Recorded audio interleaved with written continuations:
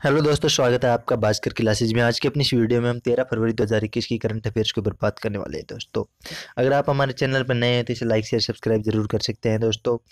यहाँ पर आपको डेली की करंट अफेयर्स, साथ में आपको जितने भी लेक्चर्स के वीडियो होते हैं करंट अफेयर्स से, जॉब से रिलेटेड, और जो भी फॉर्म फिल कैसे करना है, काफ़ी सारी डिटेल्स के आपको वीडियोज यहाँ पर प्रोवाइड कराए जाते हैं। आप हमारे फेसबुक पेज से जुड़ सकते हैं दोस्तों, जहाँ पर आपको काफ़ी और डिटेल्स आपको प्रोवाइड कराई जाती है। आप हमारे टेलीग्राम चैनल से जुड़ सकते हैं दोस्तों, जहाँ पर आपको जितने भी नोट्स हैं उनकी पीडीएफ यहाँ से आपको मिल जाएंगे दोस्तों। आप हमें पर्सनली भी व्हाट्सअप करके बता सकते हैं किसी आपको पीडीएफ की ज़रूरत होती है तो, और आप हमारी इस साइट से जाकर आप इसके लिए बुक परचेज कर सकते हैं दोस्तों। किसी भी प्रकार की बुक आपको परचेज करनी है तो यहाँ से परचेज कर सकते हैं दोस्तों। तो चलते हैं दोस्तों अपनी आज की करंट अफेयर्स में। मैं आपको इसका जो लिंक है आपको साइट का, वो व्हाट्सएप ग्रुप या आपको टेलीग्राम से प्राप्त हो जाएगा। तो दोस्तों अपना पहला आज की करंट अफेयर्स का क्वेश्चन है, वो है यूएस मैक्सिको बॉर्डर वाले प्रोजेक्ट पर यूएसए ने दिया आदेश। तो क्या आदेश दिया है यूएसए के द्वारा? तो यूएसए के द्वारा संयुक्त राज्य अमेरिका के राष्ट्रपति जो बाइडेन बने हैं ने उसे आपातकालीन आदेश को निरस्त कर दिया है, जिसे पूर्व राष्ट्रपति डोनाल्ड ट्रंप के द्वारा यूएसए मैक्सिको सीमा दीवार के निर्माण के लिए जारी किया गया था। 11 फरवरी 2021 को इस आदेश को निरस्त कर दिया गया है जो बाइडेन के द्वारा। कौन सा? यूएस मैक्सिको बॉर्डर की जो वॉल बन रही थी, दीवार बन रही थी, उस प्रोजेक्ट पर डोनाल्ड ट्रंप के द्वारा रोक लगा दी गई थी, उसको जो बाइडेन ने समाप्त कर दिया है। हाईलाइट इसकी क्या है? तो राष्ट्रपति बिडेन ने पूर्व राष्ट्रपति डोनाल्ड ट्रंप द्वारा दिए गए आदेश को यह कहकर रद्द कर दिया कि यह नए प्रशासन की नीति होगी कि अमेरिका करदाताओं के पैसे को अब मैक्सिको के साथ संयुक्त राज्य अमेरिका की सीमा पर एक दीवार बनाने के लिए डाइवर्ट नहीं किया जाएगा। राष्ट्रपति उन सभी संसाधनों को सावधानीपूर्वक समीक्षा भी करेगा जो उस उद्देश्य के लिए विनियोजित या पुनर्निर्देशित किए गए हैं। तो ये बात जो बाइडेन के द्वारा बोली गई थी। इसके बाद में दोस्तों हम देखते हैं डीजीसीए डोमेस्टिक एयरफेयर में बढ़ता बढ़ाता है।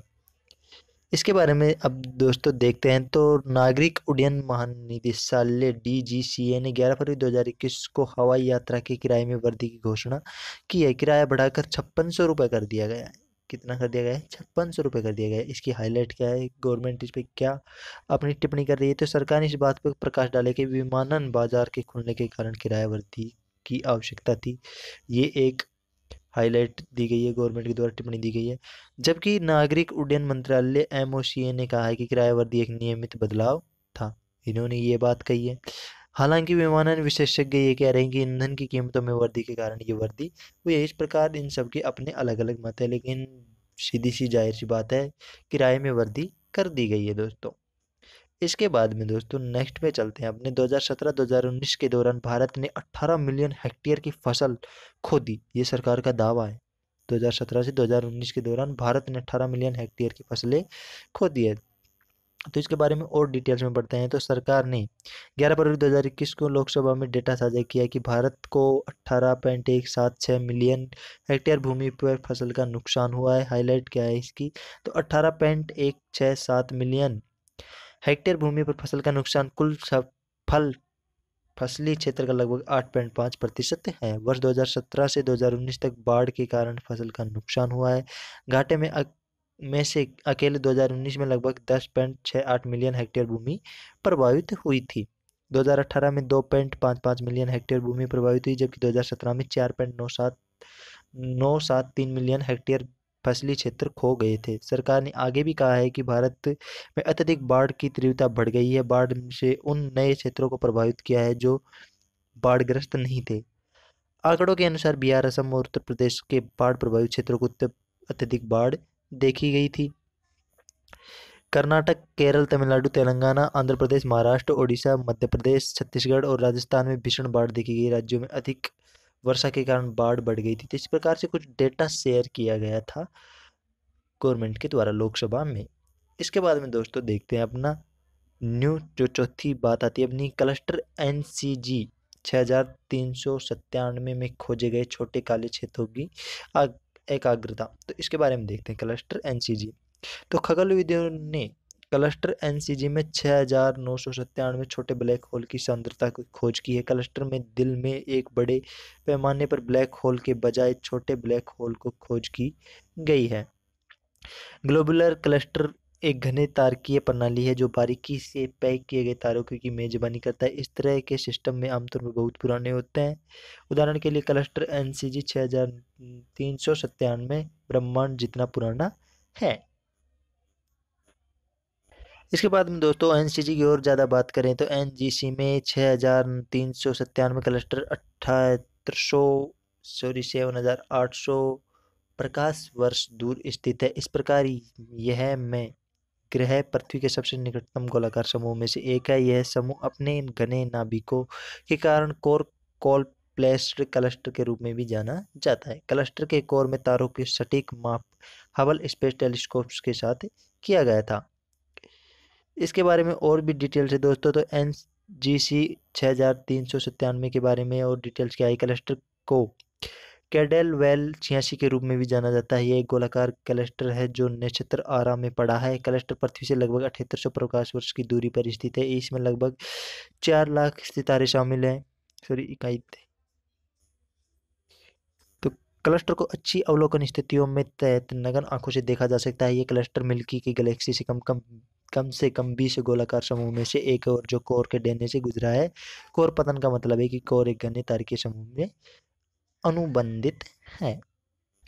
इसके बाद में दोस्तों अपनी जो न्यू इन्फॉर्मेशन है वो जम्मू कश्मीर और UK United kingdom space agency ने फ्लड फोरकास्टिंग के लिए हाथ मिलाया है।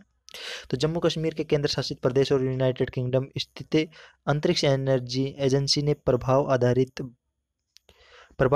बाढ़ पर एक सहयोगी परियोजना पर काम करने के लिए हाथ मिलाया है। मुख्य तथ्य क्या है इसके, तो परियोजना राष्ट्रीय अंतरिक्ष नवाचार कार्यक्रम एनएसआईपी द्वारा समर्थित है।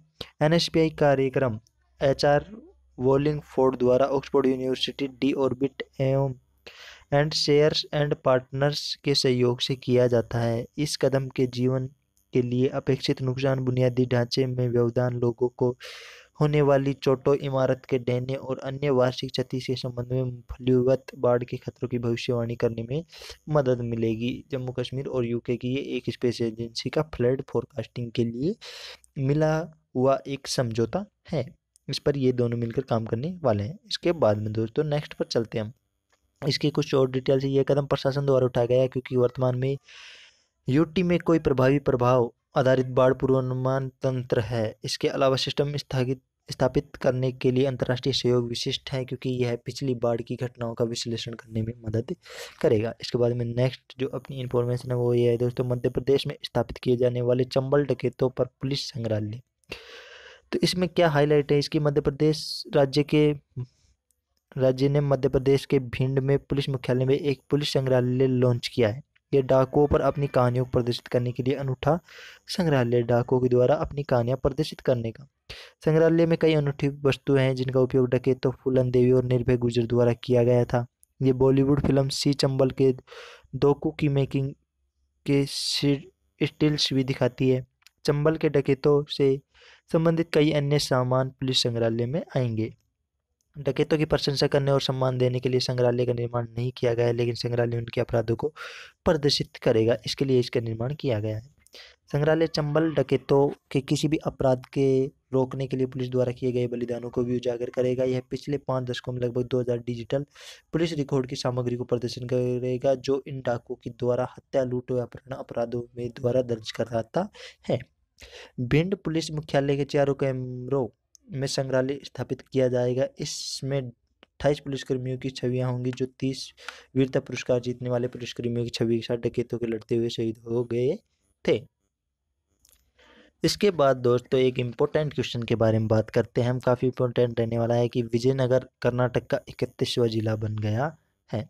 कर्नाटक सरकार ने हाल ही में अधिसूचित किया है कि विजयनगर आधिकारिक तौर पर कर्नाटक का 31वां जिला बन गया है जिसका मुख्यालय होसपेट में है। विजयनगर हैदराबाद कर्नाटक के क्षेत्र में स्थित है। यह जिला यूनेस्को की विश्व धरोहरों का स्थान है जिसका नाम हेम्पी और विरूपाक्ष मंदिर है। विजयनगर जिले का नाम विजयनगर साम्राज्य की राजधानी के नाम पर रखा गया था।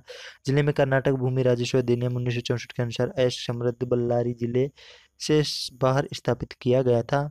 जिले में 6 तालुके शामिल होंगे, जैसे होसा, पेटे, कोटरू, कुडलुगी, हागिर, बोमनहली, हापनहली व होविना व हदगाली। इस प्रकार से ये एक नया जिला बना है कर्नाटक का, विजयनगर। इसके बाद में दोस्तों जो नेक्स्ट इन्फॉर्मेशन है वो है जलाभिषेकम जल संरक्षण अभियान, जिसको राजनाथ सिंह के द्वारा 11 फरवरी 2021 को नई दिल्ली से जलाभिषेकम जल संरक्षण अभियान के तहत 57,000 जल संरचनाओं का उद्घाटन किया है। इन जल संरचनाओं का निर्माण मध्य प्रदेश में किया गया था। मध्य प्रदेश के मुख्यमंत्री शिवराज सिंह चौहान द्वारा जनता की भागीदारी के साथ जल संरक्षण का कार्य किया जा रहा है। तो इस प्रकार से दोस्तों ये अपनी करंट अफेयर्स ही मिलते हैं एक नेक्स्ट वीडियो में एक नेक्स्ट अपडेट के साथ दोस्तों। Thank you.